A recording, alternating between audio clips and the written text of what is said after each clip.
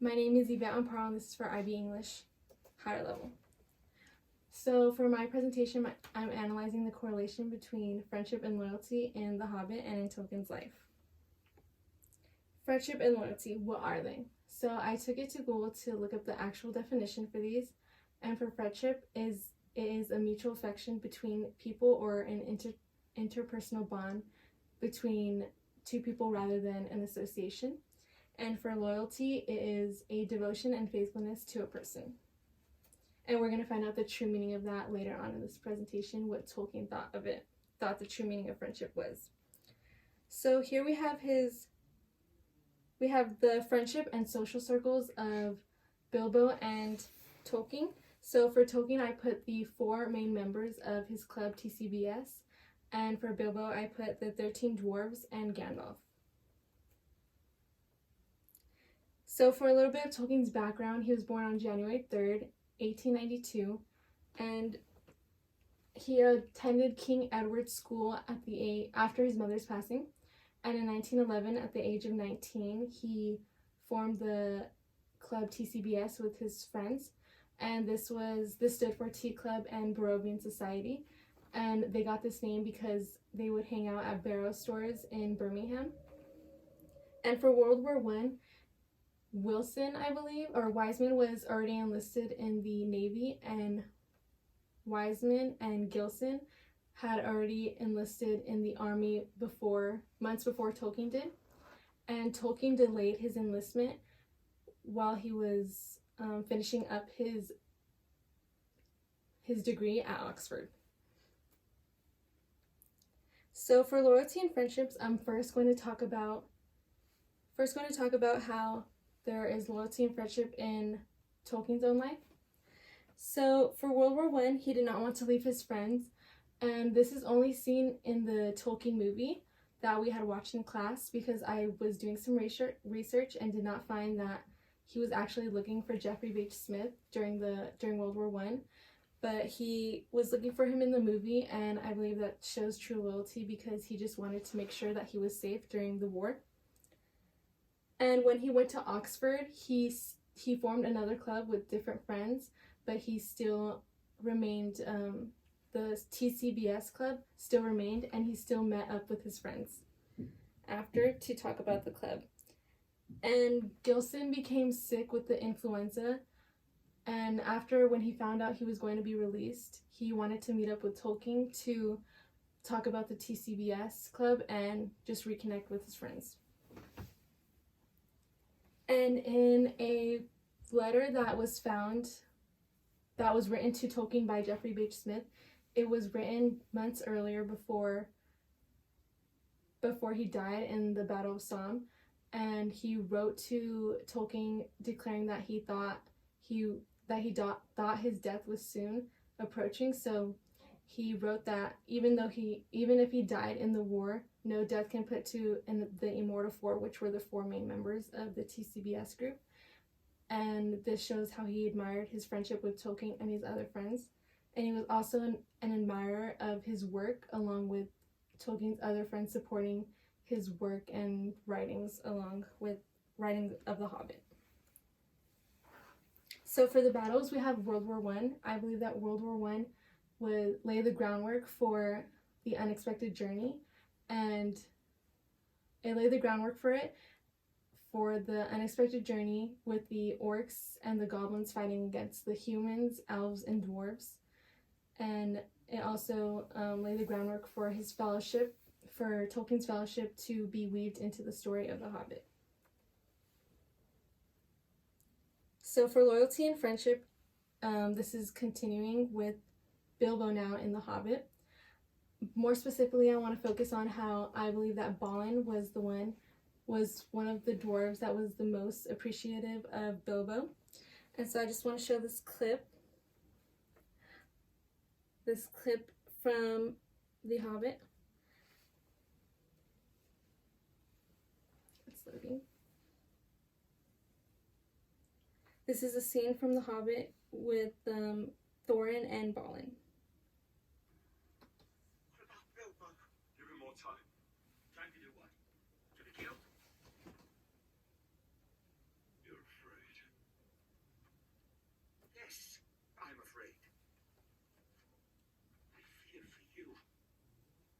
A sickness lies upon that wretched ward. A sickness which drove your grandfather mad. I am not my grandfather. You're not yourself.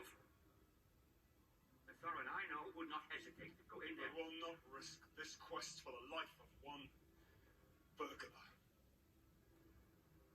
Bilbo. His name is Bilbo. So even though the scene wasn't, I don't believe it was in the novel, but it was inputted into the movies, the Hobbit movies. I believe it's really significant because it shows how Balin was the only one that acknowledged Bilbo as his name rather than Thorin getting mad right here and just calling Bilbo a burglar, even though that was his job for the journey. He was a burglar, but he can't. Balin realizes that they actually grew a friendship and grew a bond between Bilbo, and so he's upset when Thorin calls him just a burglar. So here I have some quotes. The first quote is describing how when Bilbo entered to talk to Smaug the dragon and how no one would offer to be the lookout for him or even walk him a little ways. So this is when this is how when Balin is the only one that offers him to be the lookout for him and to walk with him a little ways and to talk to Smaug the dragon, and how no one really cared for his well-being at that time. So for the second quote, it's when Bilbo is done talking to Smaug the dragon and he actually gives a little bit away to the dragon about their adventure, and Balin gets nervous for him about how the other dwarves will act and will get mad at him, so he comforts him and basically tells him that everything's fine, you did good, and no one would have been able to do that and had the courage to do that other than Bilbo. And the last one is about how they're in the dragon's lair still, but Bilbo drops his torch for light in the tunnels, and he calls for help, and no one really listens to it, only Balin. And so he describes how it's finally their turn to help. They might as well go because Bilbo's been helping them with the spiders, fighting off the spiders, and helping them escape the elves. So yeah, that's how it shows he's mostly the one that mostly appreciates him. So for sacrifices, I believe that Bilbo made tons of sacrifices because he could have been relaxing at home in his hobbit hole, but instead he agreed to go on this journey and help dwarves that he didn't even know and that he didn't even have friendships at first. So the first quote describes how Tolkien is describing how the hobbit would have rather been in his home relaxing, and Tolkien says that it's not the last time that the hobbit thinks about this, and it's definitely not, because I've seen in more quotes in the middle of the novel and at the end, Bilbo describes how he'd rather be at home. And there's the second quote that's by Bilbo himself, that he wishes he would be back in his home by his warm fireside. This is after they're put in the barrels and after Bilbo gets drenched in the water. And so he's drenched and everyone's cold and he'd just rather be home, but he's out here helping the dwarves. So in the last quote, it's this is where he mostly sacrifices himself because he lies to Smaug the dragon. He tells Smaug that the gold was only an afterthought with them, which is a huge lie because the whole reason for the journey was to get the gold and to get the treasure back. And this is a big sacrifice by Bilbo, because if Smaug found out that he was lying to him, he would want to kill him even more than he already did. So what is the importance of all of this? Why are Tolkien's friendships and Bilbo's friendships important? So I believe that Tolkien gives the actual meaning of friendship, and it's one that will stick by your side no matter what. And also, like you said, Mrs. Shockey, that the book wasn't taken seriously and it was read to kids. So this could be actually beneficial to them, because I believe that when you're a kid, that's when you build the most friendships, and it can teach the kids what it means to be a real friend and how to be loyal. And friendship equals growth, support, and loyalty in one's life, because I believe that Tolkien had that growth and stability that he needed with his friends, and they helped him a lot through everything that was going on with Edith too.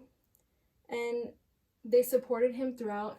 As I said, that they admired his work and have always helped his writings, especially with Jeffrey H. Smith. I believe that he was one of the closest friends that had his views the mostly, had his perspective the same perspective as him. And also loyalty in one's life. I believe that's needed, because you're always going to need someone there by your side to help pick you up when you fall. So I believe we have time for a video that I found. It's actually an edit that I found of Jeffrey H. Smith and Tolkien in the movie Tolkien, and it portrays their friendship beautifully. So we have time.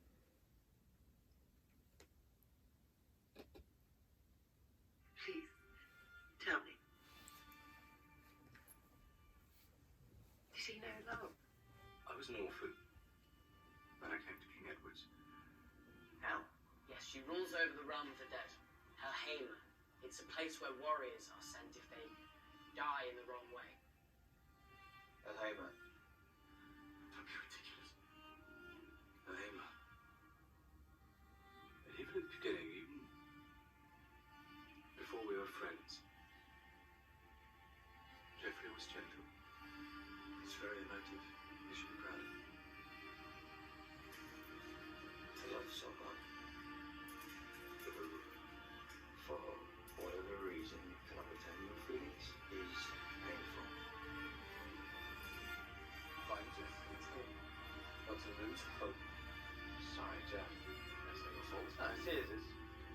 If you listen to the poet, perhaps there's a kind of beauty to that love.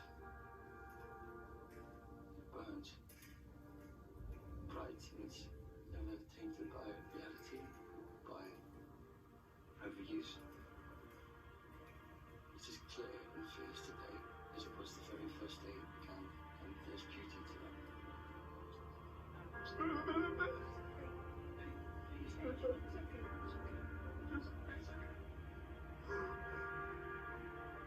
You know what I think that's a symptom of? Love, requited or otherwise. I made the biggest mistake of my life. There hasn't been a day, a moment, I've never stopped thinking about you. May you say the things I have tried to say long after I will bear to say them. So I found this edit and thought that it was a great portrayal of their friendship, especially how close they were, because Jeffrey H. Smith was also a writer and supported his views on everything. And it beautifully portrays it, because I believe that when I even saw this in class, I felt that connection that they had, even if it was just a movie or how they portrayed it in real life, or how they had that friendship in real life. I can see that if anyone saw their friendship in real life or even in the movie, they would want that friendship for themselves in their life. It would become a big goal that one would have, just to have a friendship, a friend that you could share your views with and have the same perspectives. And